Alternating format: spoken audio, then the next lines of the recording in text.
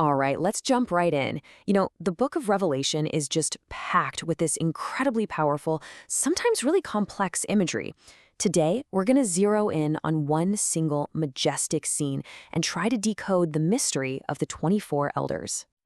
So, this is the scene that really sets the stage. Just picture it. You've got a throne, these mysterious living creatures, and these elders wearing crowns all caught up in this powerful act of worship. It's an absolutely incredible vision, but wow, does it bring up a ton of questions.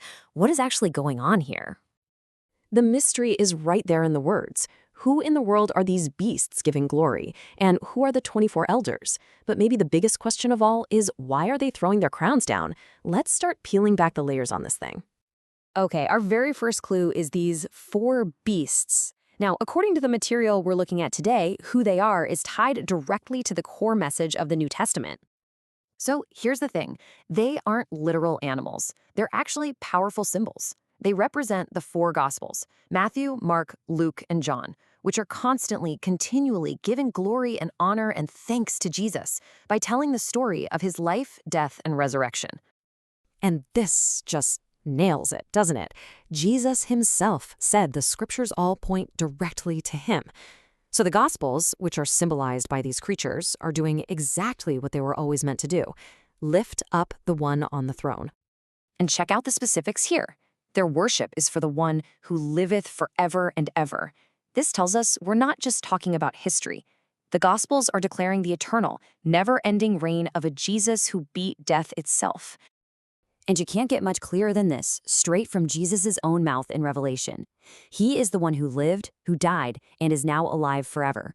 The gospel message personified by these four creatures is a living, breathing testimony to that amazing victory. Okay, so if the beasts represent the gospel message constantly going out, what happens next? Well, the church responds, and that brings us to the second group in this incredible vision, the 24 elders. Now, let's just pause and look at this number for a second. 24. In the Bible, numbers are almost never just random. And this one? Oh, it's packed with meaning. You see, the number 24 is this beautiful symbol of completion for God's people.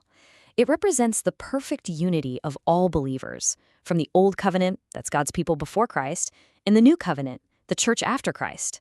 They're all brought together as one single body.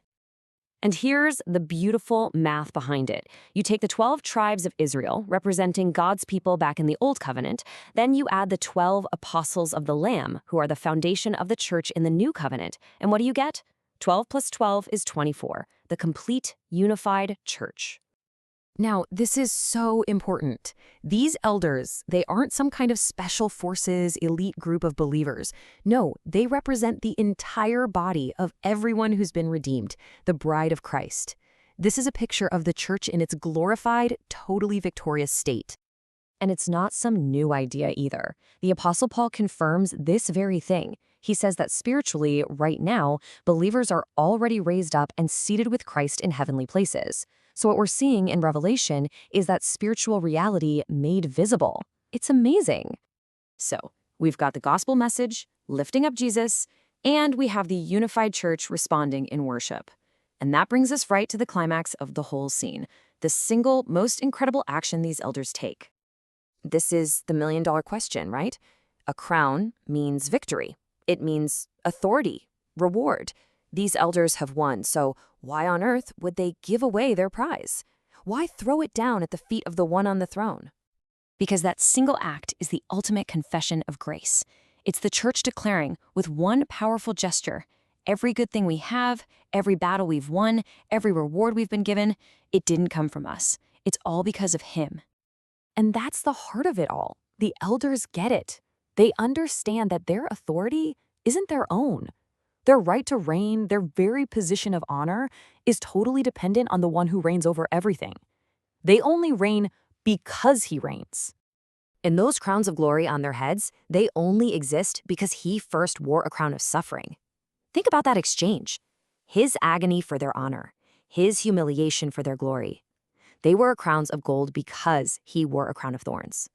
Their royal status was never something they earned. It was a gift, freely given because Jesus finished the work of redemption on the cross. They are kings and priests because he is the ultimate high priest and the king of all kings. It is all from him.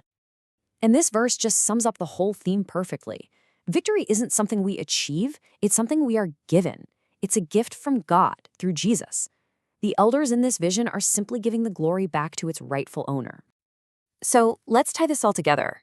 What we're witnessing here is this incredible, perpetual cycle of worship in heaven. The Gospels, symbolized by those living creatures, are constantly declaring how great Jesus is. The church, represented by the elders, hears that good news and responds with worship from the heart. And the greatest expression of that worship? It's surrendering every single victory back to its source, knowing that it's all a gift of his grace.